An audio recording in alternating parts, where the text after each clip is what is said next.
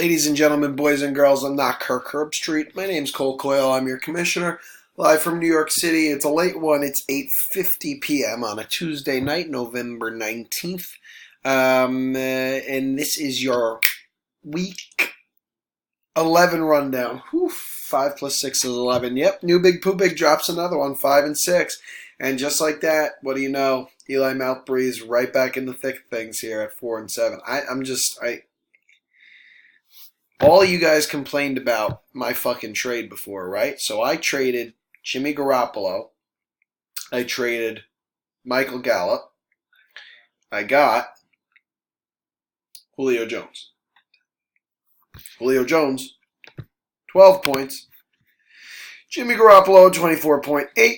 And Michael Gallup, 19.5. So everybody in this league, including Steve, who said, we should redo this trade. Fuck you. I should have listened to you. I lose. Tyler wins 145.5 to 123.8.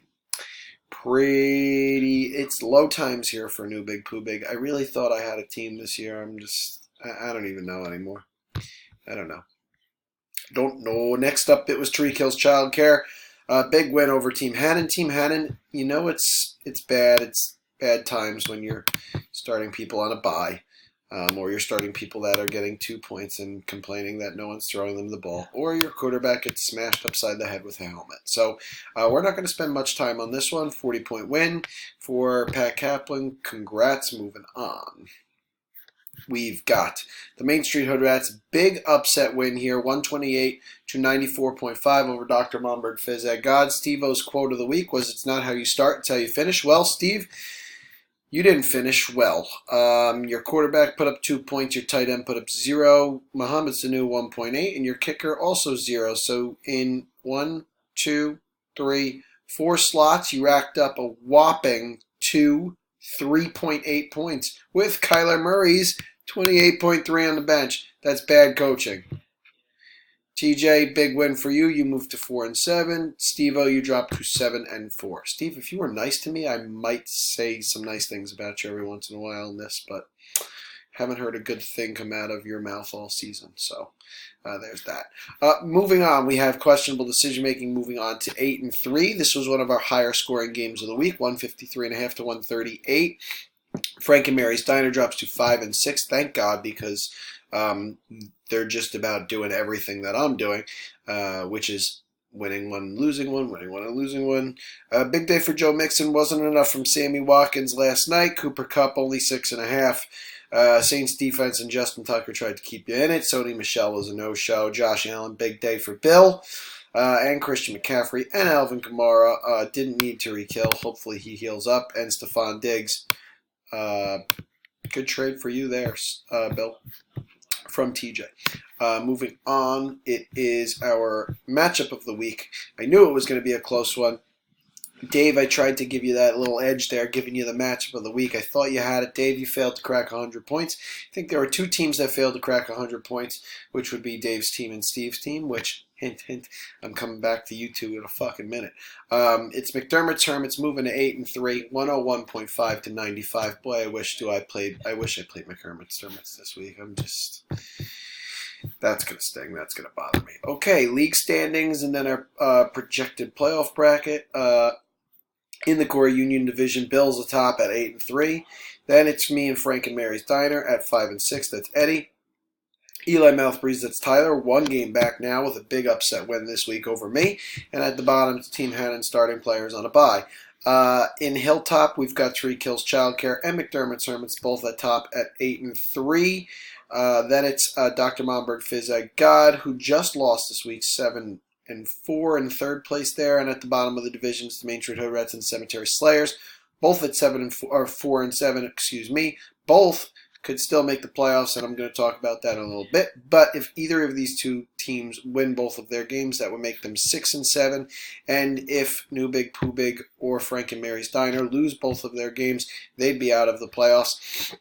Other way these 3, 4, and 7 teams now with Tyler too could make the playoffs would be if They get to 5 wins, and then we lose both, me or Eddie lose both of our games. That also puts us at 5 wins. If there's any tie in the record, it goes to points 4, which would mean, well, nobody's ahead of me right now, but and no one's ahead of Frank and Mary's Diner, so it would go to that.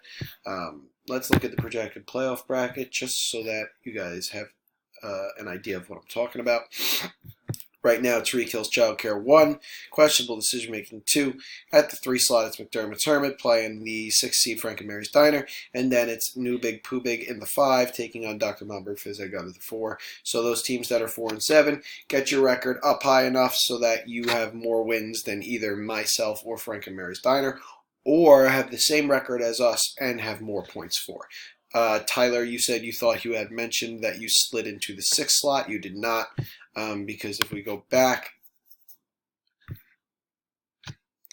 thank you. Come on. Stupid fucking thing. Yes, Tyler, you would be the 4 seed here, but we've got 1, 2, 3 here and 1, 2, 3 here. I think that's how they're doing it, but it might just be by overall record. I'm not really sure. Either way, it's the same, so it doesn't matter. Week 12 matchups. Here we go. Must win for New Big Pooh Big, must win for TJ Phelpsy and the Main Street Hood Rats. Projections don't matter as people are slotted in here on buys, but thank God that Pat Mahomes is on a bye, because it would be the week where he blows up and puts up 75 fucking points and I lose, because that's how my fantasy year is going. Team Hannon, who's still starting players on bye, going up against Frank and Mary's Diner, which is not what Tyler wants to hear, or TJ.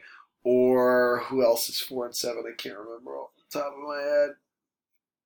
Cemetery Slayers, Dave. So somebody might have to tell Team Hannon to check their lineup Sunday morning at 12:30-ish, but I'm not going to do that because I don't know. Just don't. It's not my responsibility. Eli Mouthbreeze taking a questionable decision making. Tyler in another must-win situation at 4 and 7. Tough matchup here, going up against an 8 and 3 questionable decision making.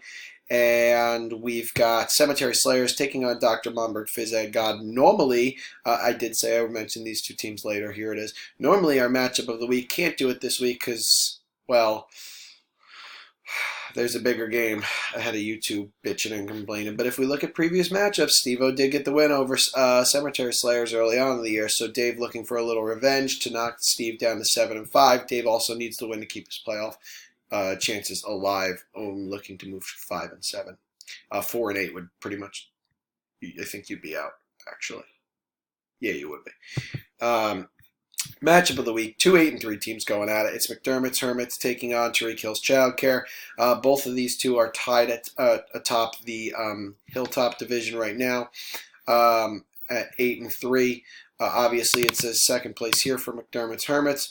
That's because he has less points for than Tariq Hill's Childcare. But in previous matchups this season, it's McDermott's Hermits who's come out on top. So, big one, Kaplan. You don't want to go 0-2 against somebody this season. Also, this would be a first-round bye in the playoffs on the line, potentially. So, big matchup of the week for you guys there. That's all I got for you. I'm tired. I did this in 9 minutes. I feel pretty good about that. And you guys, you know what? Everybody have a great rest of your week.